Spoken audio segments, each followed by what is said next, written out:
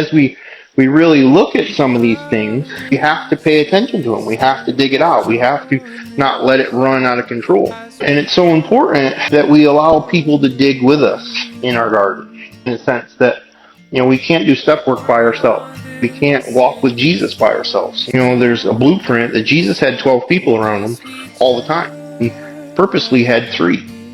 And I ask you, who's your 3? Who's the 3 people on a regular basis that you're in contact with you that basically know what's really going on with you? And there should be 3. But at the very least, there should be 1. The people are like, it's just me and Jesus. Those people are crazy.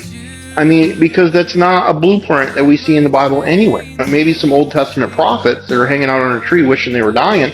But, as we walk with Jesus, there's a community that we live with one another. We worship with one another. We're walking with one another. He sends the disciples out 2 by 2. That there's people that we should be living life with.